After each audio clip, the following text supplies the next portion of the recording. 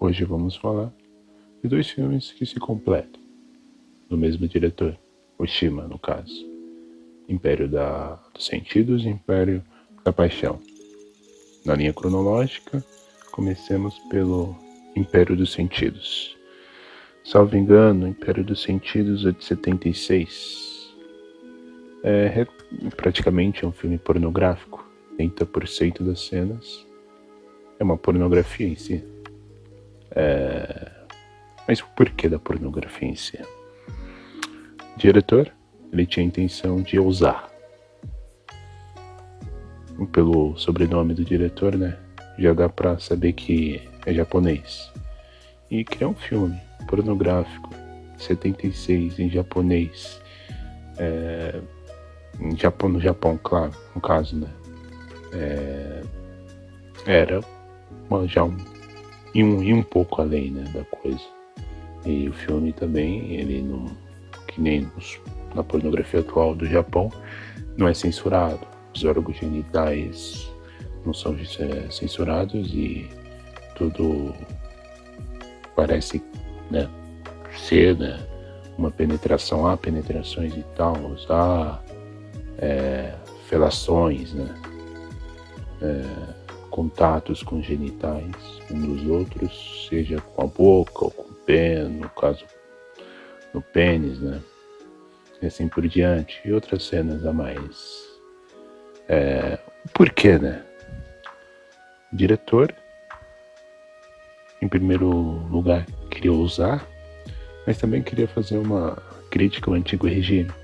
Uma das cenas é um grupo de crianças tacando neve no mendigo, o mendigo com uma aparelhagem do antigo regime, no caso uma bandeira, taca neve, né, no mendigo e taca junto à bandeira, e uma dessas neves cai no genital desse mendigo, e por si só como uma sátira daquele antigo regime e uma renovação do que vem por aí. Mas uma renovação que por si só já estava acontecendo, já tinha ocorrido, né? Já era um fato do antigo regime, então não era uma renovação por si só.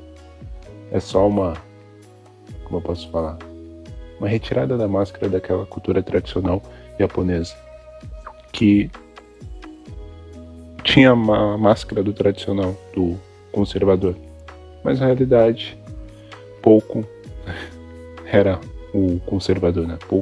Pouco desse conceito se tirava, né? Como se fosse uma aparelhagem, mas essa aparelhagem não existisse por si só uma camuflagem daquilo que o regime se dizia, né?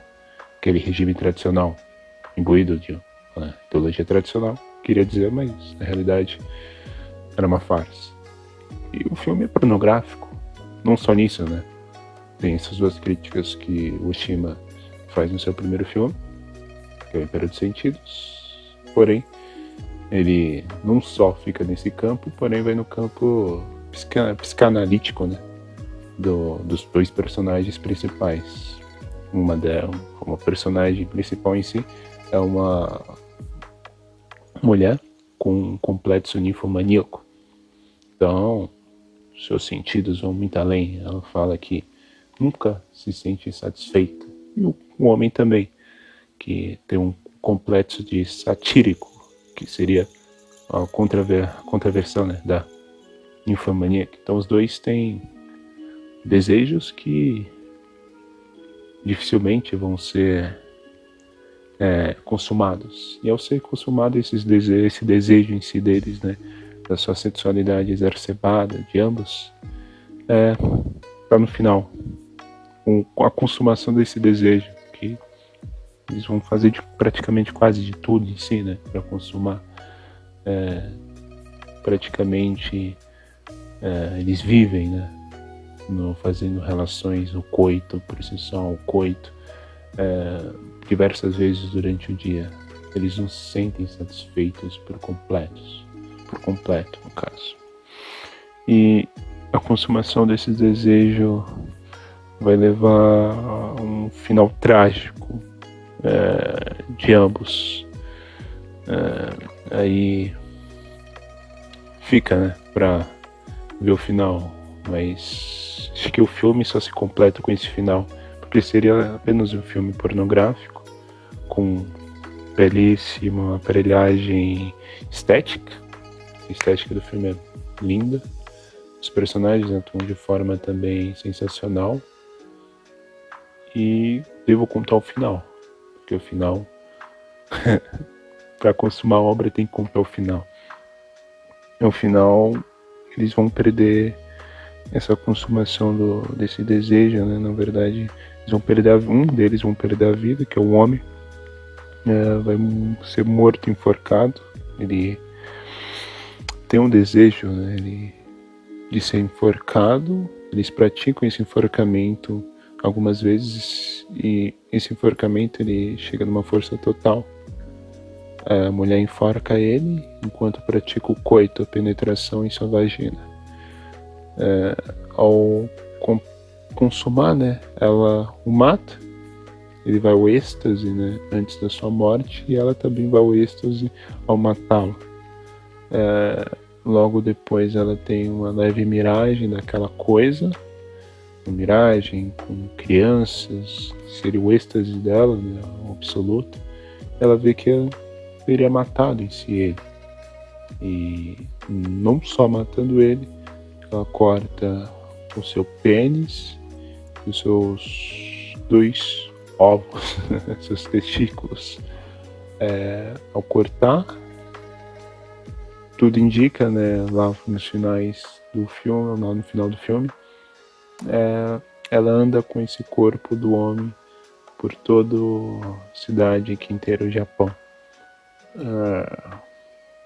Um filme sensacional.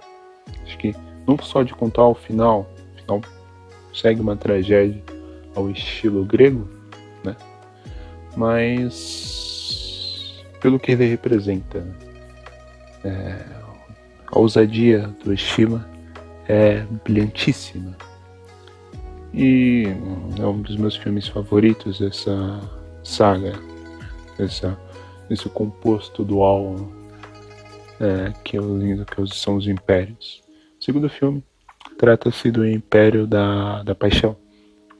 O enredo ele segue que um casal vive uma vida pacata numa região rural do Japão. Ao viver essa vida pacata, a esposa não está muito feliz com tal vida, porém ela tem um relacionamento extraconjugal com aquele que estava amigo dela, né? Aquele que já estava estreitando uma amizade com ela. Esses dois, né, o amante e a esposa, decidem matar o marido dela, né? Eles vão lá para fazer sua armadilha e acabam matando o marido dela. Mas praticamente vai ficar insustentável essa relação de ambos após a morte do marido. Ela, tudo indica que está arrependida, ele também. Porém, eu acho que não o arrependimento que perfaz a obra em si, né, mas sim o medo de serem descobertos. Aí a trama gira por esse medo de ambos. Esse medo acaba sendo o trama central da coisa, porque não é mais uma relação que rola o sentimento da amistosidade sexual, né? Sempre tem esse tema nos dois filmes, essa amistosidade, esse sentimento. No início parecia ter, né? Agora, depois do crime, não há mais. Seria a amargura daquilo que eles cometeram, a punição, esse distanciamento que eles vão tendo ao passar dos anos depois desse crime. As coisas vão se estreitando, né? Eles moram numa comunidade pequena, então tudo é muito, como eu posso falar, não tem como esconder tal ato. Tudo parece indicar que foram eles e tal. Eles não conseguem mais ter encontros, e vai se estreitando e havendo esse distanciamento. Até chegar num ponto que a mulher não vai aguentar mais esse estreitamento, eles vão se aproximar, e nessa aproximação acaba que havendo mais indícios, né, que foram os dois. Porém, nada muito concreto, eles conseguem ainda esconder os atos que eles cometeram, porque passa a haver um segundo homicídio, naquele que suspeitavam deles. Aí a coisa vai ficando pior. No caso, né, ela fica assombrada, né, há um assombramento, há uma maldição daquele ato. O marido começa a visitar, o marido morto como fantasma, ela, e a trama vai se estreitando até chegar num ponto em que eles são descobertos. Aí há aquela velha crítica do antigo regime, porque eles são torturados.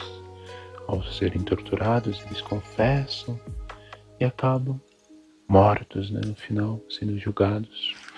É um breve resumo das duas obras. A minha favorita, a primeira, classifico como primordial para a introdução do Oshima. Nesses dois impérios românticos são contrapostos, né? Você tem extrema paixão, extremo sentido, né? Por si só, podemos dizer paixão no sentido contra Platão, né? Naquilo que ele dita no seu Fedro, no primeiro discurso, que contrapondo, né? Acho que o Fedro, ele dita, na verdade o próprio Platão dita no primeiro discurso com Fedro, o amor, mas o amor no sentido de pura paixão, de puro sentido, né? E nesse segundo filme você vê o amor se tornando um distanciamento, mas um amor fruto de um pecado, fruto de um cometimento de um crime, né? Que leva ao cometimento de um crime para eles ficarem juntos, né? O segundo filme. Porém, esse cometimento de um crime acaba distanciando-os. E você vê um contraponto. A conjugação desse sentido, e o segundo, um afastamento do sentido. E a obra se completa como duas obras trágicas, porque as duas têm o mesmo final: a morte dos amantes.